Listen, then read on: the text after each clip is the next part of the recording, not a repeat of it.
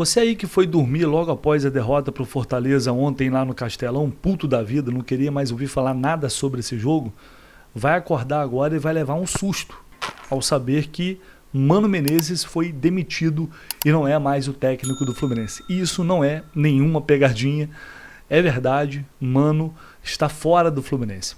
A decisão foi tomada pela diretoria logo após o jogo lá no Castelão. O Mano foi para a sala de coletiva, concedeu entrevista coletiva e depois, num jantar, já no hotel onde o clube está hospedado em Fortaleza, o Mano foi comunicado da sua saída e, portanto, sequer viaja lá para a Colômbia, onde o Fluminense vai enfrentar o Once Caldas pela Copa Sul-Americana. Marcão vai assumir o time interinamente. O Thiago Kozlowski também deixa o Fluminense, auxiliar técnico, assim como o Sidney Lobo, que era o primeiro auxiliar ali do Mano Menezes, e também o preparador físico, Flávio Oliveira, que chegou após a saída do Marco Seixas. Então o Mano sai e leva toda a sua comissão técnica, enfim, as pessoas que estavam trabalhando diretamente com ele, no caso o Flávio Oliveira. Muita gente ficou surpreso com essa decisão, mas o Flávio, ele chega ali talvez, muito provavelmente, por um aval ali do Mano, porque eles trabalharam juntos anteriormente no Internacional. Então, como o Mano saiu, vai todo mundo embora, o Fluminense inclusive vai ter que ir atrás de um preparador físico. Mas isso é o que menos importa neste momento. Todo mundo está preocupado com o futuro. Mas esse vídeo aqui primeiro vai ser para trazer algumas informações importantes que levaram a essa demissão do Mano. Muita gente, eu acho que já está questionando de cara por que essa decisão não foi tomada após a final do Campeonato Carioca. Porque se o Mano sai naquele momento, o Fluminense teria uma data FIFA para procurar outro treinador. Esse outro treinador, se acontecesse um acerto rápido, teria uns dias para trabalhar o time para a estreia do Campeonato Brasileiro. Pois bem, vamos trabalhar algumas informações aqui, porque futebol é tão louco. Eu estou gravando esse vídeo para vocês aqui, como vocês sabem, eu estou na Itália, supostamente de férias, né? Supostamente eu estaria de férias, mas é impressionante. Ano passado já teve toda aquela situação pesada naquele momento com o Diniz, agora a demissão do treinador. Pelo visto não é um bom negócio para mim não. Mas eu nem dormi depois do jogo, a partir do momento que acabou o jogo ali eu já comecei a apurar, comecei a correr atrás de informação.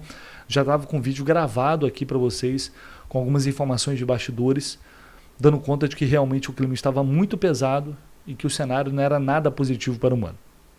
Então é importante a gente destacar algumas coisas aqui para contextualizar essa demissão, o porquê dela ter ocorrido logo após o jogo lá no Castelão.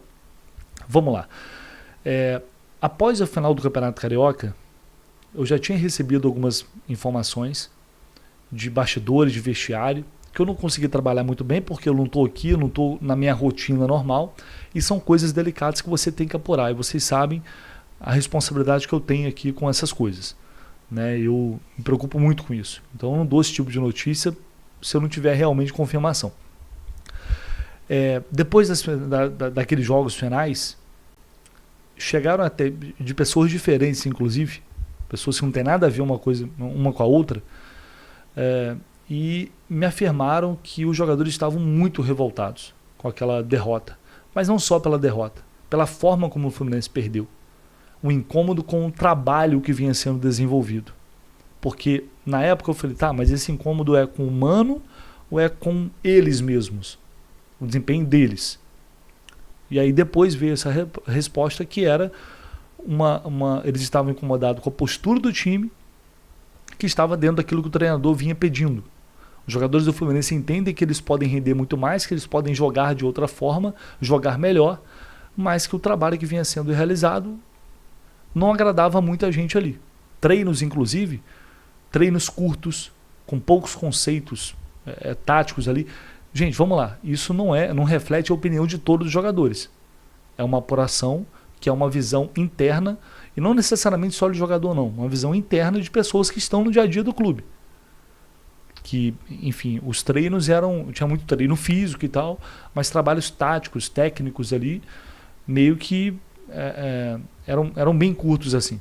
E isso incomodava algumas pessoas. Para além disso, E bom, eu acho que o resultado em campo, as atuações, corroboram nesse sentido.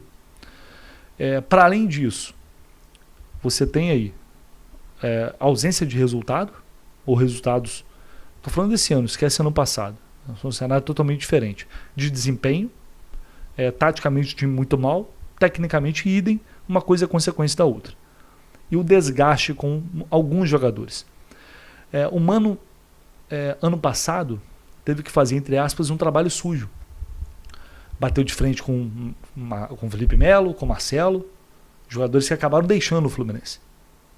E ali, o Mano, obviamente, teve o desgaste do grupo. Só que nem todos gostavam do Felipe Melo, nem todos gostavam do Marcelo. E o Fluminense estava numa situação terrível, quase rebaixado. Os caras não estavam jogando nada, então tinha que botar a violinha no saco, entubar e ficar quietinho.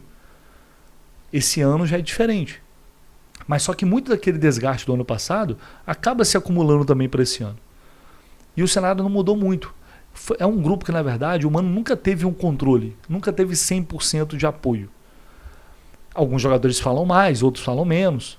O grupo em si ainda é unido, mas tinha pontos de entrave ali com o Mano. Principalmente Thiago Silva. Houve uma situação no jogo contra o Botafogo durante o Campeonato Carioca, aquela atuação ruim do Fluminense. Thiago Silva destruiu todo mundo no vestiário, falando daquele jeito dele. E o Mano naquele dia entrou no vestiário e falou: você não vai falar dessa forma, que quem manda aqui sou eu, já falou demais, sabe, coisas nesse sentido assim, na frente de todo mundo. E o cara é capitão do time, é o Thiago Silva. Você tem um problema ali de liderança, de conflitos hierárquicos de liderança também. Alguns jogadores já não vinham, já tinham também reticências em relação ao Mano. Sabe, alguns não gostavam da forma como ele conduzia algumas coisas, da forma como ele se expressava em algumas entrevistas coletivas. E ontem teve de novo uma situação com o Thiago Silva, no vestiário, do Mano se incomodar pela forma como ele se dirigia aos companheiros, pela forma como ele estava se dirigindo aos companheiros, fazendo advertência: olha, você pode falar, tem que falar, mas tá demais, tá passando do limite, que não sei. Então, meio que de novo bateu de frente com a autoridade do Thiago Silva no vestiário. E eles já tinham discutido em campo, né? Todo mundo viu a situação ali, né, entre o Mano e o Thiago Silva. O Mano tinha tirado o Serna com 13 minutos de jogo. O Serna foi pro banco de reserva chorando.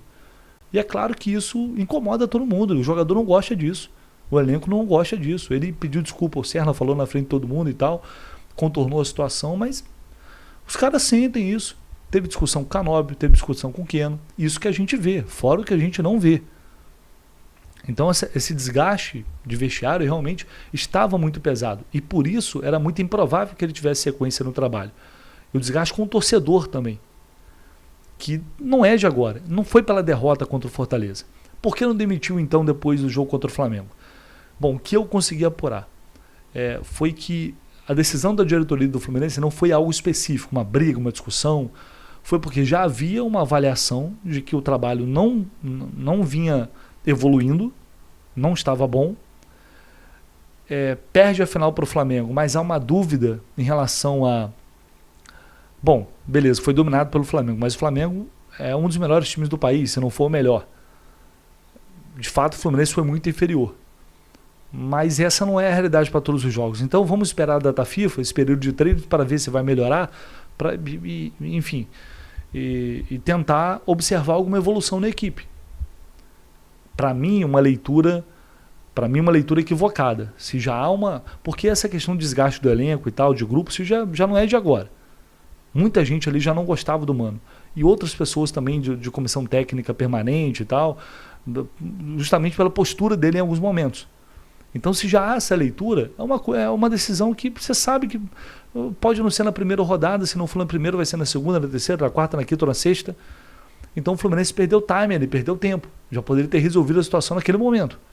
Porque era muito evidente, muito claro que o Mano Menezes não teria vida longa.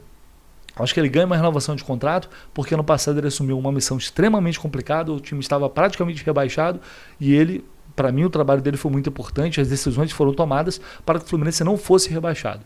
Esse ano é diferente, o clube investiu, trouxe jogadores mais jovens, mesclando mais, né, com capacidade para competir, e o Fluminense não poderia ter a mesma postura. E não é que o trabalho não estava evoluindo, o trabalho estava involuindo, estava piorando. Então a situação realmente foi ficando insustentável. E aí chegou-se a essa derrota para o Fortaleza, onde o Fluminense não jogou absolutamente nada. O Mano foi para a entrevista coletiva dar uma entrevista fugindo da realidade, falando de um jogo que só ele viu, que foram só os primeiros 25 minutos muito ruins. Depois melhorou. E aí joga a responsabilidade para cima dos jogadores, falando que algumas situações específicas os caras têm que perceber lá dentro. Basicamente isso que ele está falando. E o jogador, o grupo não vai aceitar, cara. Não vai aceitar esse tipo de coisa, esse tipo de comportamento. Esquece. Não vai. Então, a diretoria do Fluminense tinha ciência de tudo isso, sabia que não tinha mais para onde ir, e agora resolveu interromper o trabalho do Mano. E eu concordo, não tinha mais como esperar, não vinha dando resultado. Eu sou muito sincero com as opiniões que eu dou. Quando eu falo, gente, eu acho que ainda tem uma possibilidade, tem uma chance. Eu acreditava que ainda poderia, nesse início de Campeonato Brasileiro, Sul-Americana, ainda acreditava que o time poderia apresentar uma evolução. Poderia, mesmo nas mãos do Mano, competir mais, jogar mais. Só que contra o Fortaleza ficou muito evidente isso. E não é só jogar bem ou jogar mal, é a postura dos jogadores, é a postura do time. Então essa gestão de grupo estava fugindo das mãos do Mano. Por exemplo, a situação dos garotos Lavega e Lescano estrearam ontem. Contra o Volta Redonda, o Fluminense ganhando o jogo de 4-0, o Mano falou que não poderia colocar o Lavega em campo porque o jogo não permitiu. E o jogo de ontem permitiu? Estava na cara que os garotos iriam estrear numa situação adversa. Porque quando tem oportunidade de colocar, não coloca. Para o cara, né, tirar um pouco do peso ali da responsabilidade e tal, ficar mais tranquilo, não coloca. Aí vai coloca numa situação como a de ontem. Então uma incoerência total. Um desespero total, e mostra como ele estava perdido quando ele escala o Serna e tira o Serna com 3 minutos. Que o time estava perdendo espaço no meio de campo. Mas cadê a leitura? Cadê o estudo do adversário? É claro que o adversário às vezes te surpreende, mas você tem que ter capacidade de fazer alguma coisa, até com os jogadores que você tem em campo, de fazer alguma coisa para mudar o cenário, de corrigir. Faz parte, ele é o responsável por isso. Ele falou que os jogadores que tinham que fazer essa leitura, ele é o treinador, ele é quem tem que fazer essa leitura e tomar as decisões. E aí coloca o cara jogar, o Freitas entrega uma atuação horrorosa do Freitas, entrega um gol, e aí depois o Serna, não estou nem discutindo o Serna jogando bem, jogando mal, não estou nem discutindo isso. Aí o cara sai com 3 minutos, porra. É uma puta de uma sacanagem com ele mesmo, realmente. E os outros jogadores não vão aceitar isso. Então eu estava completamente perdido, não tinha mais para onde correr, a decisão foi tomada, e agora é saber quem vai assumir o comando do Fluminense. Ainda no início do Campeonato Brasileiro, é impressionante, né? Porque você já começa o campeonato sem treinador. A gente não pode descartar o aspecto político, porque a gente está um ano de eleição, de SAF, o Mário está pressionado. Então, porque essa decisão ela é bem, da forma como foi, é bem fora do padrão do Fluminense ali. Bem fora do padrão. E é claro que isso tem efeitos também, tem consequências. Pressão política, SAF, eleição. Não acho que tenha sido o motivo principal, mas isso também gera um impacto. Para mim é muito evidente que isso ao longo do ano vai ter esse contexto, porque você já tem a pressão dentro de campo, tem que resolver dentro de campo, e fora de campo também cria ainda mais essa pressão com tudo que está acontecendo. Então me surpreendeu, eu achei que ele fosse demitido depois da partida contra o Once Caldas, se fosse o caso, não ontem. Não é muito o padrão dessa atual diretoria do Mário Bittencourt, mas o Mário Bittencourt está em Fortaleza, está com o grupo, depois vai para a Colômbia, então isso facilitou para que, enfim, essa decisão fosse tomada e posteriormente ele fosse, logo após o jogo, ele fosse demitido. É isso, o Fluminense nesse momento não tem treinador, vai com Marcão como auxiliar, como interino para essa partida contra o Once Caldas, e o clube já vai iniciar a partir deste domingo, né, na verdade, contatos para buscar um novo comandante. Eu vou trazer ainda hoje mais detalhes para vocês sobre isso, as possibilidades e o que o Fluminense está pensando a partir de agora. Se você puder, deixe seu like, seu comentário, se inscrever no canal, e a gente volta assim que possível com mais informações. Valeu!